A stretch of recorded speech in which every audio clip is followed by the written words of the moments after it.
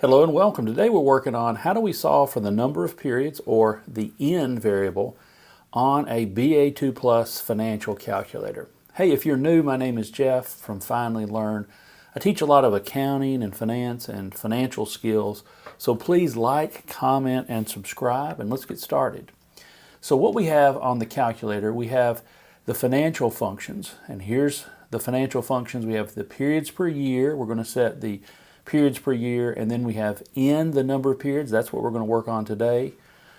We have a playlist for the interest rate, the present value, the stream of equal payments, and the future value. So I'm going to have 4 problems where we're calculating how many periods would it take for this to happen. So our first example is going to be, we're going to solve for the months to pay off a credit card. Now, I don't want you to get on the wrong side of a credit card. The credit card, if you have a balance and it has an annual interest rate of 19.5%, the minimum payment is $80. If you just make that minimum payment, it's going to take you months and months and months to pay off that credit card. So here is how we're going to enter this. I'm going to show you on the calculator. But I've set it up in Excel so I can calculate the number and we can show how to do the keystrokes on the calculator. So the periods per year is going to be 12 because this is a monthly problem. And the interest rate is going to be 19.5%. Now, we want to be careful on this. We're going to take the credit card balance. We have borrowed money, so we have essentially received cash. So this is going to be a positive number. And we need to make a payment. Now, is the bank or the credit card company, are they giving you $80? No.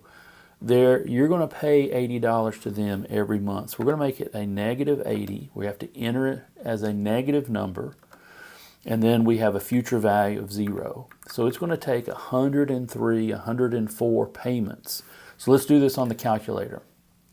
Now the calculator we want to set to periods per year. So I'm going to do second and then periods per year. It's already set at 12. My previous problem was 12. But if it's not, then we put in 12 and then enter, and then we clear out of that. So it's set for 12 periods per year, and we're going to plug in all 4 things and then solve for the number of periods. So we're going to plug in 19.5 as our interest rate. 4,000 is a positive number, is the present value. 80, now I'm going to put in 80 as a positive number because it's going to be wrong if we do that as the payment. You're just plugging in and just say, I know it's 80, and you don't think about it. And then 0, the future value. If we compute the number of periods, it says, oh, it's negative 36. And you say, oh, it's 36. Now, this answer is not plausible. 36, one, it's negative. You don't have negative number of periods. But here's what happens. If you're making a $80 payment, 4,000 divided by 80, you have to make at least 50 payments. This is not a plausible answer. So don't just say, oh, it's 36. No, don't worry about it. It's not 36. It's way more than that. It's going to be 50 plus because of all those interest rates. So we're going to put in 80 as a negative number, payment, and now compute the number of periods. It's going to be 103 full payments, and then the last payment will be a partial payment, maybe $70 or something like that. You're like, oh, that's fantastic. Now, let's think about this. 103 months, 104 months divided by 12, we're talking about 8 and 2/3 a year. What are you doing 8 years from now? Well, I'm paying off a credit card. Well, this is terrible because it's so expensive. So don't get in this situation. Avoid this like the plague. It's so hard to get 10% return on your investment, but you're giving up 19.5% to a credit card company. So don't do this. Now the second one is let's make it positive. Let's say how many months to reach a goal. You have a goal for a dream vacation. You think it's going to cost $20,000. And you want to pay for it in advance rather than put it on a credit card, because we learned from example 1, right? You have $1,000 and you can save $300 per month. Your account grows at 7.5%. How many months will it take? Well, this is once again a monthly problem, so we're going to put in 12 as the periods per year. I'm going to put in the interest rate of 7.5%. The present value is going to be a $1,000. Now, I'm going to put in 1,000 as a negative number. I've put that into an account. And I'm going to pay $300 a month. So I'll put that into the account. So both are cash outflows. And then I have a positive cash inflow of $20,000. So I have negative, negative, and then a positive cash inflow of $20,000. So we're going to say it's going to take 52, 53 months, 52 and a half, or 53 months. Now I've already set up my periods per year to be 12, but here's how you would do it. Second function, periods per year, 12, and then enter, and then clear out of that. We're going to put in 7.5% as our interest rate. I'm going to put in the 1,000 as a negative. I've paid out of my pocket the present value. The 300 I've paid out of my pocket. It's a cash outflow, is the payment. And I want 20,000 at the end. How long will that take? It's a unknown variable how long it will take to get to 20,000. So I'm going to compute the number of periods and I get 52.59. So it's going to take 52 and a half months into the 53rd month. That's a little bit less than 5 years. So in 5 years, you can plan on taking this dream vacation and you fully have paid for it ahead of time. You don't have to put it on credit cards and then pay off the credit cards over time. You're going to self-fund and plan ahead and pay for this dream vacation. All right, number 3, example 3. How many months to reach a goal? I think I did this annually, so this may be solved for the years to reach a goal. Yes, years to reach a goal. Let's say you're 25 and you want to retire with $1.5 million. You can invest $6,000 annually. Now, how much is that per month? $6,000 divided by 12 is $500 per month. Let's say you can save $500 per month. You can put in some money in a 401k or an investment account or retirement account, and maybe it gets matched. But let's say you can put in $500 each month or $6,000 annually in an account that grows at 10%. How many years is that going to take? Well, this is an annual problem, and we're going to say 10% over a long period of time. The present value, you have nothing right now. That's okay, but you're willing to set aside $6,000. We're going to make that a negative payment. And what's the benefit? We want to receive then $1.5 million at the end.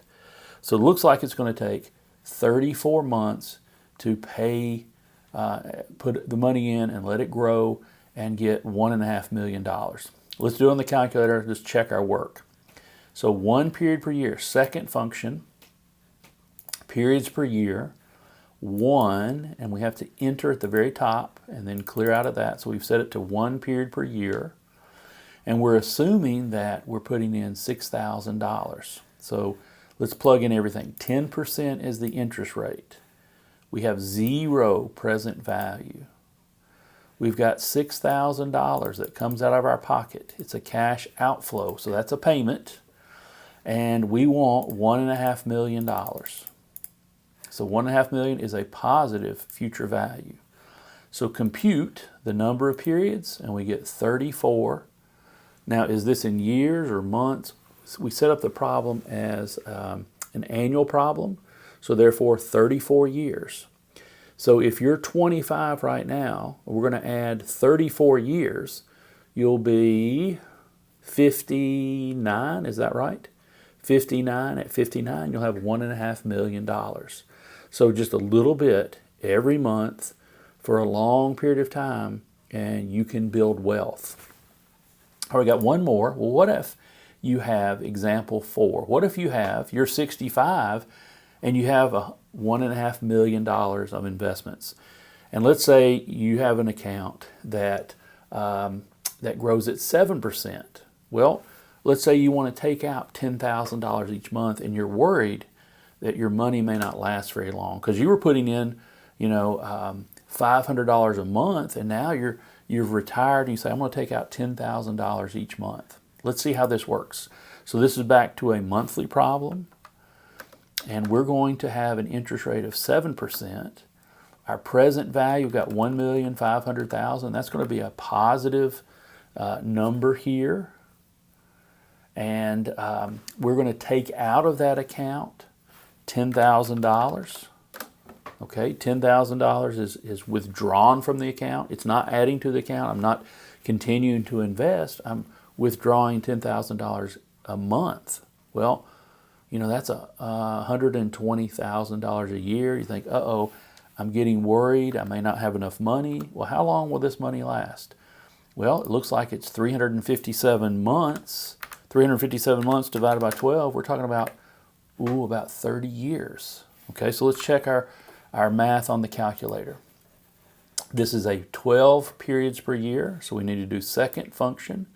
The periods per year is 12. Enter at the very top, and then clear out of that. We're going to put in 7% as our interest rate, $1.5 million as a positive present value. We're going to withdraw from that account $10,000. Now, you might say, well, I could make the present value negative and I'd have to make the payment positive, right? Those have to be different signs. So the payment is $10,000. 0 is the future value.